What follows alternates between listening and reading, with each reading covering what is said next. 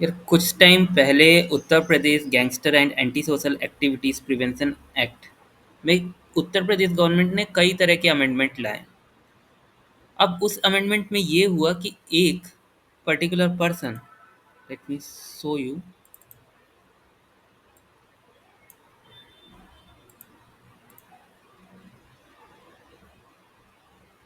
गोरखनाथ मिश्रा, इन्हें section 3 subsection 1 of the act के अंदर बुक किया गया था, बट आफ्टर एग्जामिनेशन ये पाया गया कि उन पे ये केस अट्रैक्ट नहीं होता है, तो इसलिए सुप्रीम कोर्ट ने इन्हें एक गाइडलाइन फ्रेम करने को दी है। अब ये गाइडलाइंस बहुत इंटरेस्टिंग है, और किस तरह से ये पर्टिकुलर एक्ट अप्लीकेबल होगा किसी पर्सन में, आइए आज इसे समझते हैं। सबसे पहले जो हमारे पास क्वेश्चन आता है वो ये है कि आखिर ये एक्ट क्या है और इसे किस तरह से समझ सकते हैं। देखिए, सिंपल लैंग्वेज में आप ऐसा मानिए कि आप मान लीजिए कि किसी स्कूल में पढ़ रहे हैं और वहाँ पे कई सारे शैतान बच्चे हैं जो कि टाइम टाइम पे आपको बुली कर रहे हैं, परेशान कर रहे हैं, आपकी चीज़ें तोड़ रहे हैं। तो एक दिन स्कूल डिसाइड करता है कि यार भाई ये तो बहुत हो गया, अब इनके खिलाफ कुछ एक्शन लेना पड़ेगा। तो ऐसे केसेस में जब स्कूल ने ये डिसाइड करा कि इनके खिलाफ एक्शन लेना पड़ेगा, तो अब यही चीज़ है गैंगस्टर एक्ट। इसमें सरकार, उत्तर प्रदेश सरकार ने बोल दिया कि भाई ये लोग जो अननेसेसरी लोगों को परेशान कर रहे हैं, उनके खिलाफ एक्शन लेना तो बनता है। अब एक्शन कौन से एक्ट के अंदर लेंगे, तो इनके लिए एक स्पेशल एक्ट बनाया गया, गैंगस्टर एक्ट। अब गैंगस्टर एक्ट क्यों स्पेशल है, क्यों उनको नॉर्मल क्रिमिनल लॉज के अंडर नहीं ले जाया जा रहा है, वो हम आगे डिस्कस करेंगे। बट ये मानिए कि इसके अंडर कौन रियल क्रिमिनल्स कहलाएंगे।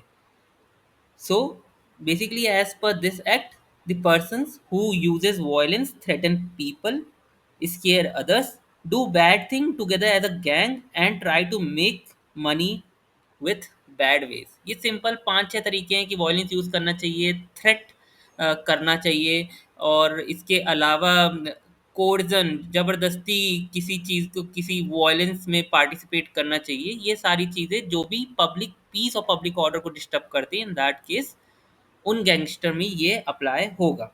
तो this is one of the thing. Now the other point is with respect to the gang chart.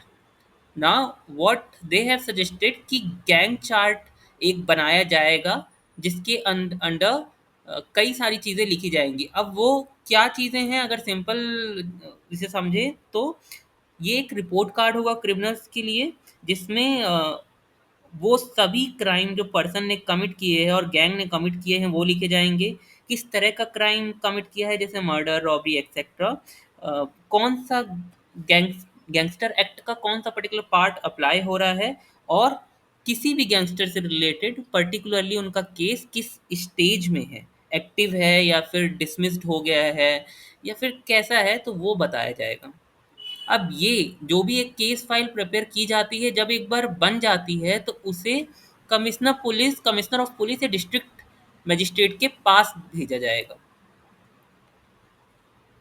और once they have received this file, तो उन्हें ये फैक्ट्स बहुत अच्छे तौर पे पढ़ना है, एंड जब वो सेटिस्फाइड हो जाते हैं तभी उन्हें या तो सीनियर सुपरिटेंडेंट ऑफ पुलिस या सुपरिटेंडेंट ऑफ पुलिस के पास इसे भेजना पड़ेगा, इसकी इसकी जॉइंट मीटिंग रखना पड़ेगा, and then after gang chart approved किया जाएगा पुलिस कमिश्नर और डिस्ट्रिक्ट मजिस्ट्रेट द्वारा।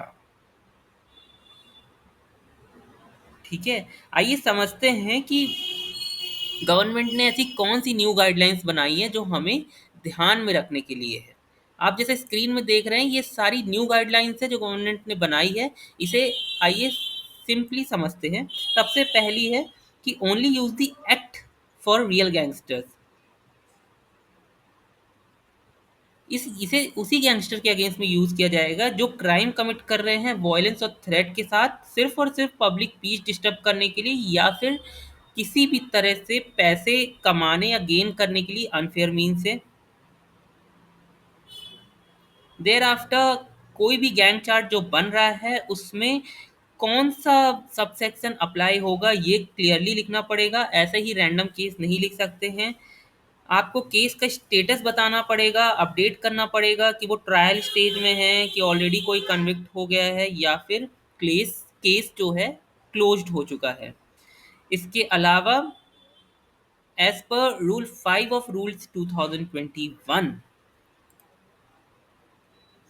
what does it says?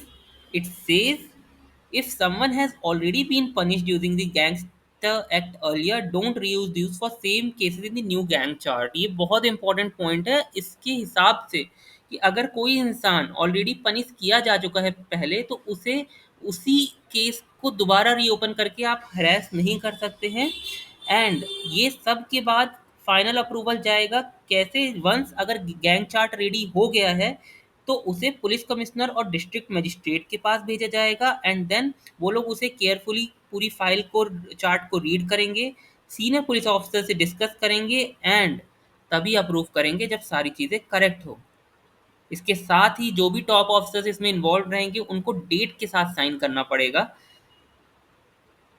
इसके अलावा सिर्फ साइन ही नहीं, उनको एज ए फॉर्मेलिटी नहीं लेना पड़ेगा, उनको सारे डॉक्यूमेंट जो भी उस केस से रिलेटेड है उन्हें पढ़ना पड़ेगा, तभी वो उसे साइन करेंगे। अगर इसे कोर्ट में फाइल किया जाता है तो डेट ऑफ फाइलिंग भी लिखना पड़ेगा, कि किस दिन चार्जशीट फाइल हुई है। इंडिपेंडेंट इन्वेस्टिगेशन का भी प्रोविज़न है कि जो भी ऑफिसर केस फाइल करता है, अगर वो सेम पुलिस स्टेशन से है जिसमें पहले भी उनके खिलाफ फाइल किया गया है उस गैंगस्टर के खिलाफ, देन वो उस केस को नहीं ले सकते हैं दोबारा।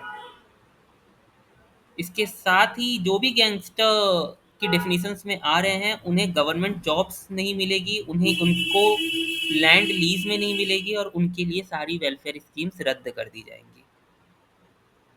कोई भी इन्वेस्टिगेशन इस केस में 6 महीने से ज़्यादा नहीं खींची जाएगी। If needed, police can ask court for custody of the gangster for up to 60 days to question him. अब जो कॉमन क्वेश्चन आते हैं इस एक्ट से रिलेटेड, कि गैंगस्टर कौन है इस एक्ट के अंदर, तो जो भी इंसान क्राइम कमिट कर रहा है जैसे रॉबरी, मर्डर, थ्रेट, एंड इसका यूज करके वो मनी या पावर में आना चाहता है। हमें गैंग चार्ट की क्यों जरूरत है? जिससे क्राइम रिकॉर्ड करा जा सके उनकी पूरी गैंग एक्टिविटी का।